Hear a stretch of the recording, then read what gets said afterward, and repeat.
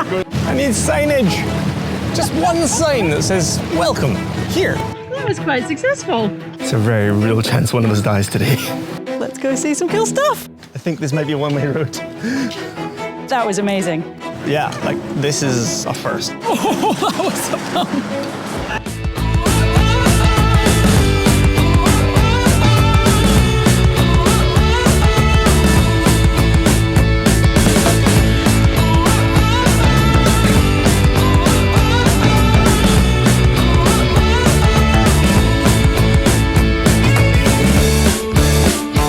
Last time on Red Seas, we were super excited to announce our partnership with iNav4U and show you around the new Wayfinder system.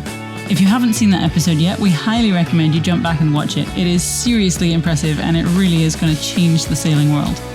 We also left you on a cliffhanger as we sailed from Carriacou to Bonaire, but we weren't sure if they would even let us into the country. Today we complete our 4-day passage where we caught more fish than we know what to do with, and we finally show you what happened as we raced that pirate ship into the bay.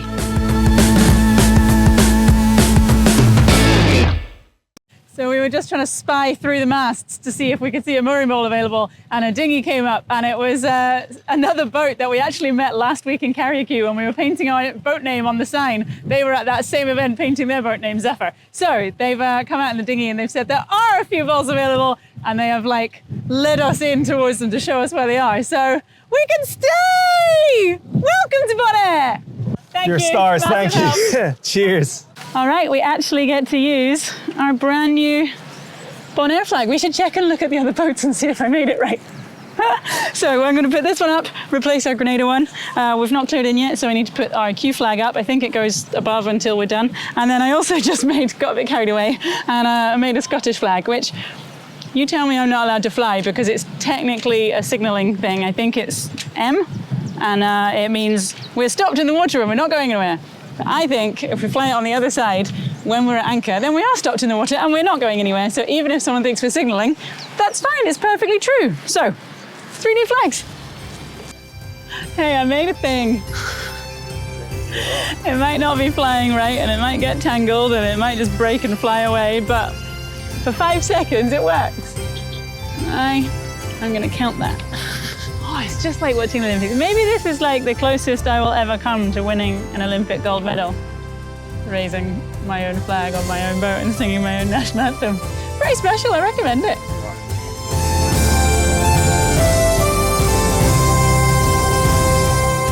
All right, we have dropped the dinghy. We're gonna go and clear in and kind of get a feel for this place, but I cannot wait to jump in and swim in this water. It just looks absolutely unreal. Look at the color! So the reef around here is so stunning that there's loads of divers and snorkelers right in around this mooring field. The reef is right underneath us. So there's really strict rules about when you're in the dinghy. You're not allowed to just dinghy right through the mooring field. You have to kind of use a grid formation to get out into the darker blue, into the deeper water, and then go along the outside and then kind of cut straight into shore again. So we're gonna see if we can find customs. But I think it's right down at the bottom.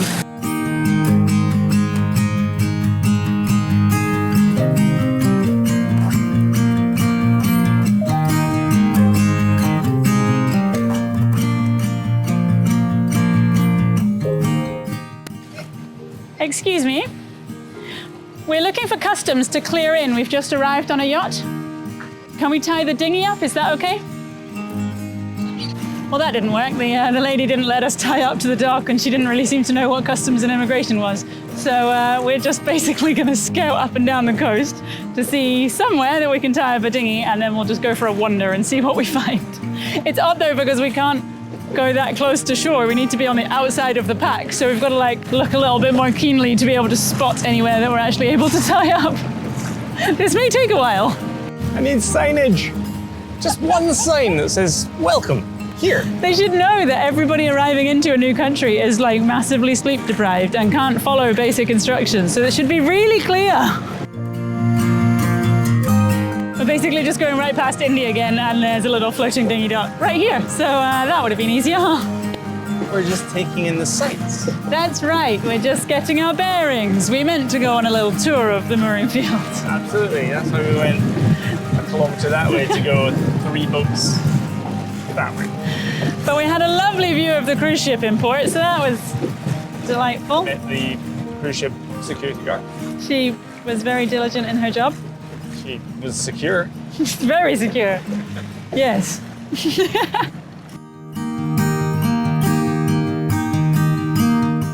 Right, you've been 4 days at sea. Let's see if you actually fall over when you step on land. I'm Have very you forgotten how to comfortable. walk? I'm very comfortable in the floating dinghy dock. That's very easy. But yeah, this is going to be interesting. Oh! Showing off now. Easy.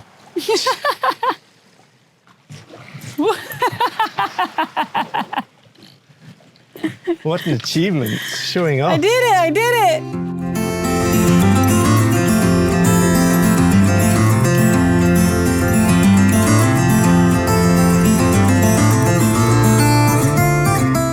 So this is like a lot more westernized than we're used to. It's kind of built up and, I don't know, it just feels very different to the Caribbean islands. Actually, it's interesting because this is part of the Netherlands, so it's a bit like Dutch St. Martin. Yeah. But what's weird is if you listen to the people talking, they're speaking, I think they're speaking Dutch, I don't speak Dutch. Oh, the Spanish flavour. There's definitely an element of Spanish here, yeah. Fun. Which I guess kind of makes sense as we're heading towards Central America now, but Well, I guess. yeah, I wasn't expecting that part though. That's cool. Still no idea where we're going. Not a clue. I love the fact that we've just walked all the way back down to exactly where we came the first time. I think we found it.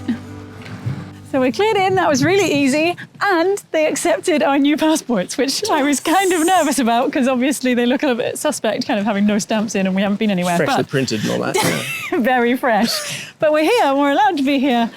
And they were incredibly nice because the guy was like, so how on earth did you get here? And we talked about the shift pattern. And then he said, well, okay, we're all done. Go back to your boat, fall asleep, and have a wonderful day tomorrow. Yeah, They're pretty very, much. very friendly people. So that was nice. That's easy. Yeah, I like offices like that. They understand you're having a hard day because you're sleepy, and they want to make it sure. as simple as possible. yeah. It's cool. Thanks, Bonaire. I'm loving you already. Good morning. We've had a little sleep. We are feeling slightly more human, and it is our first full day here on Bonaire. So we've got all of our dive gear together in the dinghy. We are going to head over to meet. There's a dive shop here called Dive Friends Bonaire, and every couple of months they run a volunteer program where you can go and help them to do basically a litter pick at the bottom of the ocean. So we're going to go and help clean up the reef, pick up some trash and plastic and whatever else we find that shouldn't be there, and yeah, just kind of give a little bit back and hopefully look after Bonaire's reefs a little bit.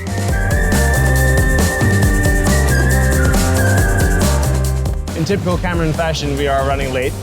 I don't know what you mean. I'm sure they'll still be there. Lucky for us, we found a group of around 100 people donning rubber suits and assumed we'd found our gang.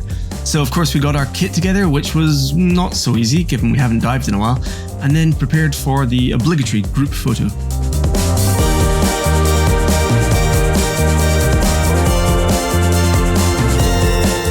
Even with it being so busy, we still managed to be the very last people to get in the water. I guess Cameron time is fighting strong. I need a rig in.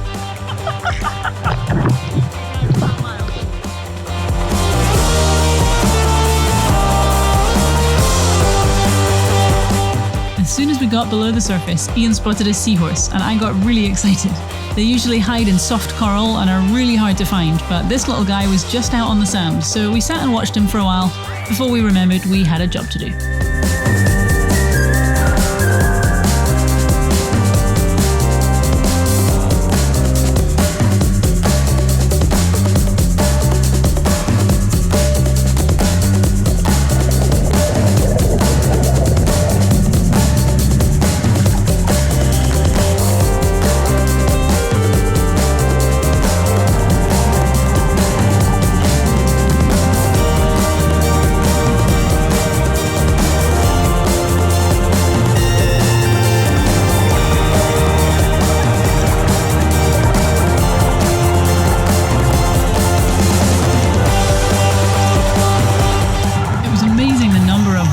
Wonderful things that we found at the bottom of the ocean, but it's sad to think that this is the impact that cruise ship tourism can have on a national marine reserve.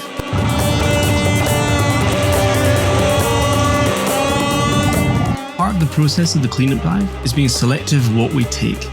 Unfortunately, a lot of the marine life decides to use our trash as their home, so we have to leave it there even though it shouldn't be there in the first place.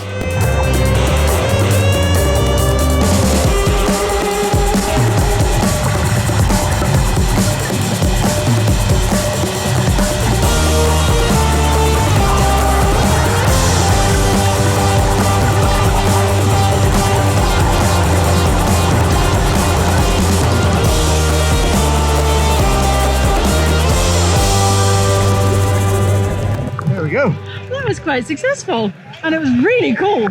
Like, yeah, it's a fun dive. Going to go down under the pier and stuff. They say that normally you can't dive here because that's where the cruise ships come in. So, yeah, quite cool being able to see all that. Too right, and then it's kind of nice to see. I'm looking forward to seeing what 100 divers for 1 hour can bring up that shouldn't be down there. Yeah, there were so many people down there, and I thought, oh, there's so many people, it's not a big space. Like, it's going to feel really crowded, and there's not going to be enough to pick up. But actually, there's so much stuff to get.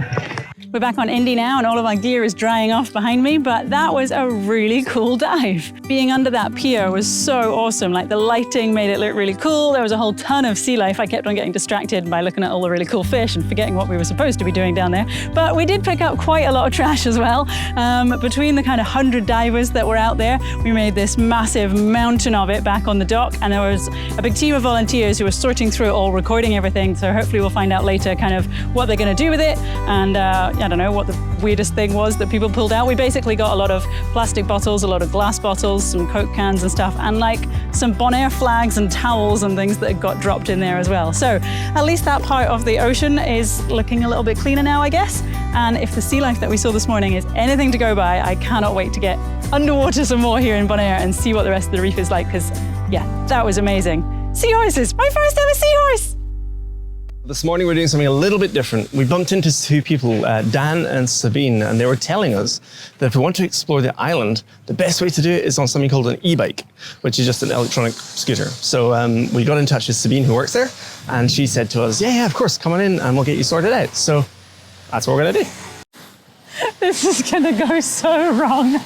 I mean, we have sea legs, so what's the worst that could happen? Just falling off them every 2 seconds. They're battery powered, so we're probably going to run out of power because that's what we always do. And you know that my history of driving in unusual places is great. We might. I'll go in front.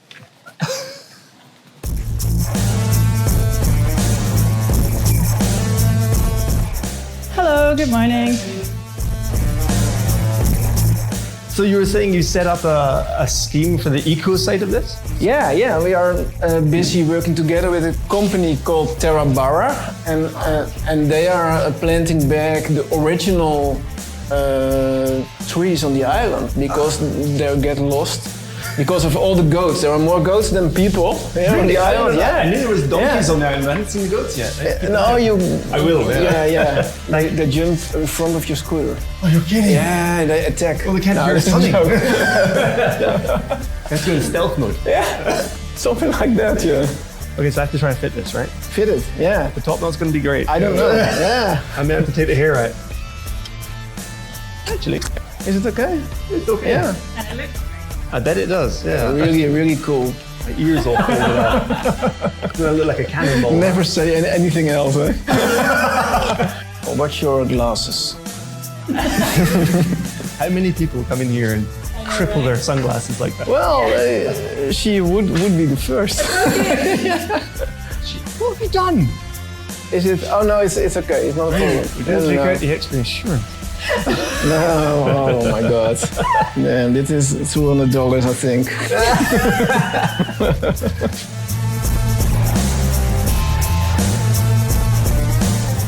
Here we go.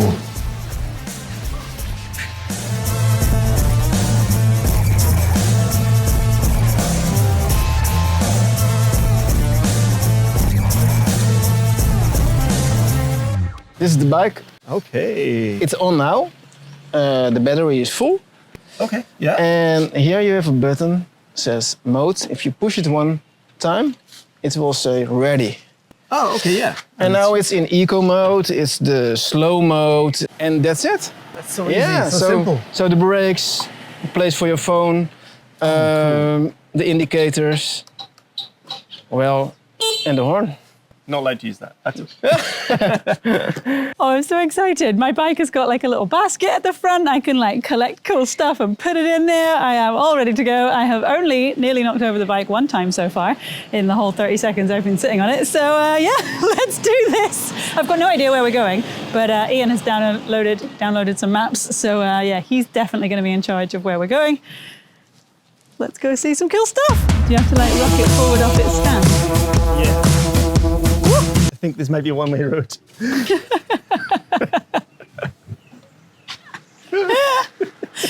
should have like a practice zone. Definitely, I wanted you to start racing. Okay, so we're going this way We're then. gonna have to go that way. Oh, it's fast. Can you tell I haven't been on a scooter before? No, you're definitely fitting perfectly in. Whee! Let's get this close. There's a car coming, but you got time. Whee! She's doing it! Feet in. Put your feet in. It's a very real chance one of us dies today.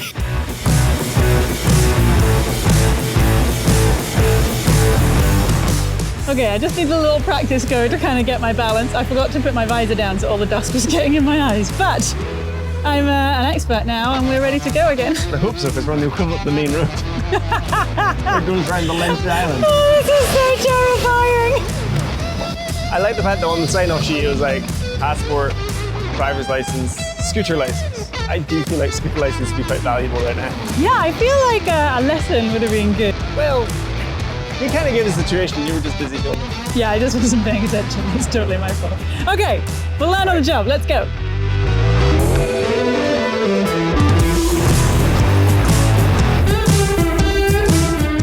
All right, I'm popping you in the back. I don't like being overtaken. Sedate. He was nervous that he might run out of battery power, but I'm not so sure. Oh, 20 kilometers an hour. I think that's about as fast as a goat can run.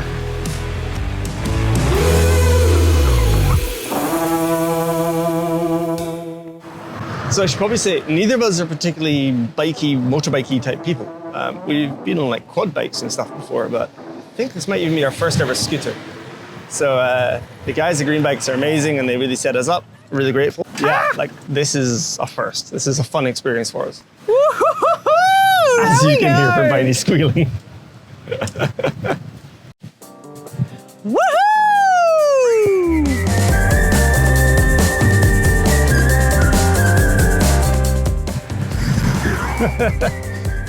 We have a limited top speed and there's quite a lot of traffic building up behind us. Ah, the tractor coming!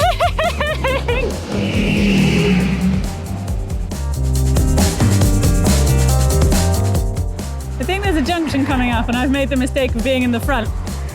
And I've got no idea where to go. All right, this time we're going to use that right hand. Going a little bit faster. Let's try and get the gauge to more than like one something. Oh, I'm not looking at any gauge, I'm just trying to avoid puddles and potholes and puddles and potholes, puddles and potholes and cars and people and terrifying things. We're never going to get there. I'm gonna get there. We're never going to get there. All right, here we go. You ready? Yeah, I forgot I had brakes.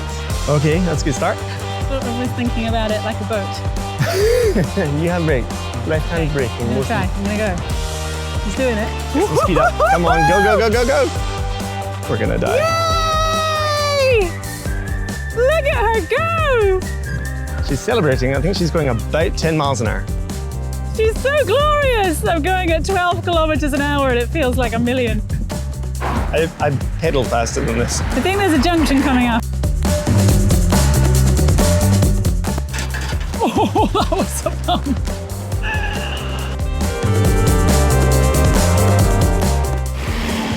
Last time we drove on the roads, we were in Canouan in St. Vincent and the Grenadines. There were definitely fewer cars there. This is much scarier. Oh no, roundabout, roundabout, roundabout! Gonna go for it. Ah!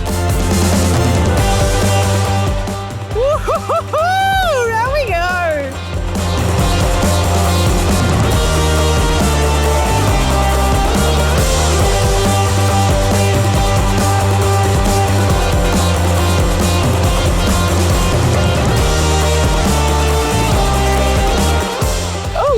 Scooters and butch bike rental. I wonder what a butch bike is. It's intriguing, right? We're in a new part of the world. Maybe it's a thing that I've never heard of. Oh, there's an experience. I read it again. It says Dutch bike. Makes a lot more sense when we're in Holland.